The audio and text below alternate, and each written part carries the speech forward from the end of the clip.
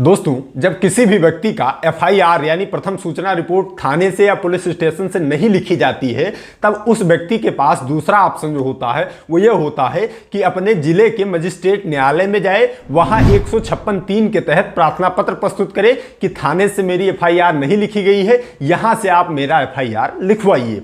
लेकिन दोस्तों, होता क्या है, कई बार तो 156(3) का आवेदन जब आप करते हैं तो आपके एफआईआर का आदेश न्यायालय कर देता है। कई बार क्या होता है, आपके प्रार्थना पत्र को परिवाद के रूप में दर्ज कर लेता है। परिवाद के रूप में दर्ज करने का मतलब दोस्तों ये होता है कि न्यायालय के सामने आप स्वयं अपने गवाह, अपने सारे सबूत पेश कीजिए, तब न्यायालय उन्हें स्वयं तलब करेगा, एफआईआर नहीं करेगा। तो दोस्तों, आइए आज की इस वीडियो में यही समझ लेते हैं कि अगर आप न्यायालय में 156(3) का आवेदन करते हैं और वहां से एफआईआर का आदेश हो जाता है तब तो कोई बात नहीं, लेकिन अगर आपका प्रार्थना पत्र परिवाद के रूप में दर्ज कर लिया जाता है तो उसके लिए आपके पास क्या रेमेडी है। आप अगर परिवाद को ही चलाना चाहते हैं तो आपको क्या क्या करना होगा, अगर आप फिर से एफआईआर दर्ज करवाना चाहते हैं तब क्या आपको करना है, सारी चीजें इस वीडियो में समझ लेते हैं।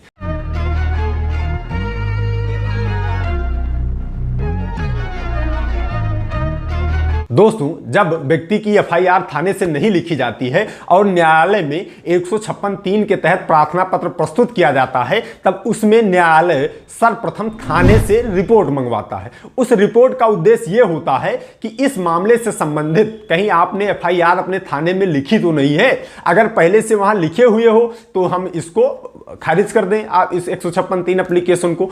और अगर आपने नहीं लिखा है तो रिपोर्ट वहां से मुझे दीजिए। पहला प्रोसेस मजिस्ट्रेट का यही होता है, वह थाने से रिपोर्ट मंगवाता है। जब थाने से रिपोर्ट आती है, इसके बाद में कई स्थिति में यह होता है, लगभग स्थितियों में यह होता है, मांगा तो थाने से इतना ही जाता है कि इस मामले से संबंधित आपके थाने में एफआईआर दर्ज है या नहीं दर्ज है। लेकिन जो वहां के थानेदार हैं, जो वहां के दरोगा हैं, वो करते क्या हैं, ये तो लिखते हैं कि इससे संबंधित कोई अभियोग यहां पंजीकृत नहीं है। इसके साथ में वो अपनी सफाई भी लिख देते हैं कि किस लिए यहां दर्ज नहीं किया गया है, अभियोग लिख देते हैं। उसका असर मजिस्ट्रेट के ऊपर भी होता है। उसका जब असर मजिस्ट्रेट के ऊपर हुआ तब मजिस्ट्रेट आपके जो प्रार्थना पत्र है उस पर एफआईआर का आदेश देने के बजाय उस प्रार्थना पत्र को परिवाद में परिवर्तित कर देता है।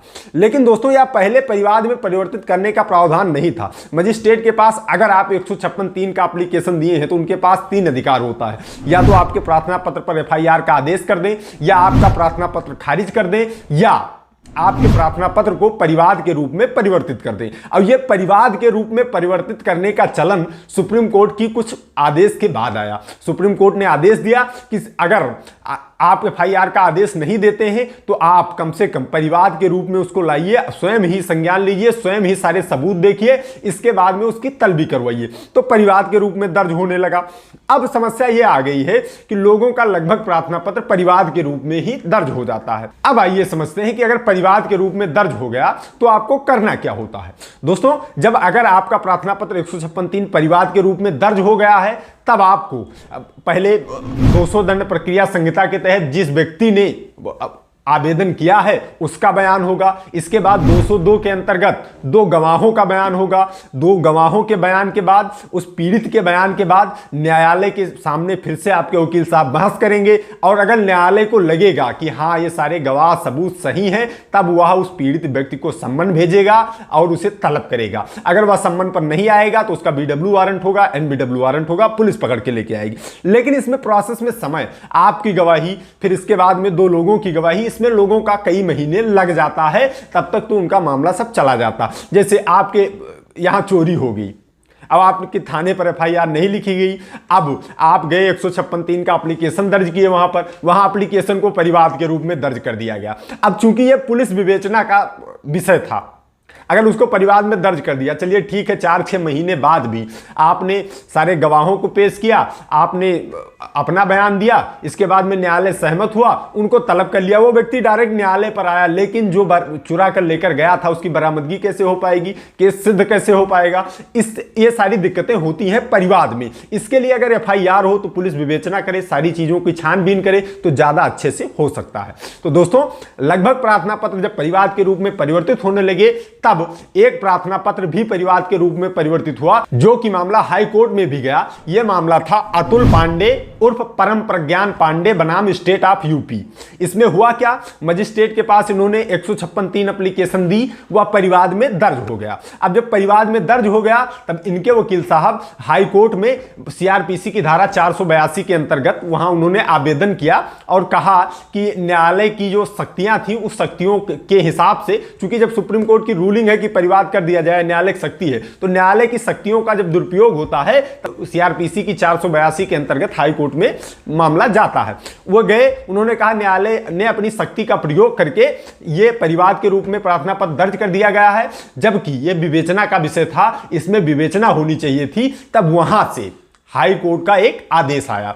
हाई कोर्ट ने उस आदेश में यह कहा कि यह मामला 482 सीआरपीसी का तो नहीं बनता है कि यहां सुना जाए, लेकिन इसके साथ में उन्होंने उस प्रार्थना पत्र को खारिज किया। इसके साथ में उन्होंने एक यह भी आदेश निकाला कि किसी भी मजिस्ट्रेट कोर्ट की अगर 156(3) जो है वह परिवाद के रूप में दर्ज हो गई है तो उसका रिवीजन व्यक्ति कर सकता है सेशन न्यायालय में।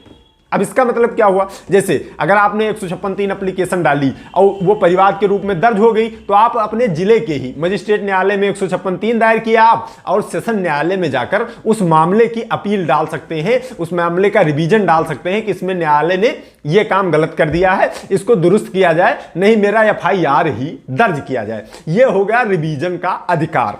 अब रिवीजन होगा कैसे ये भी समझ लेते हैं।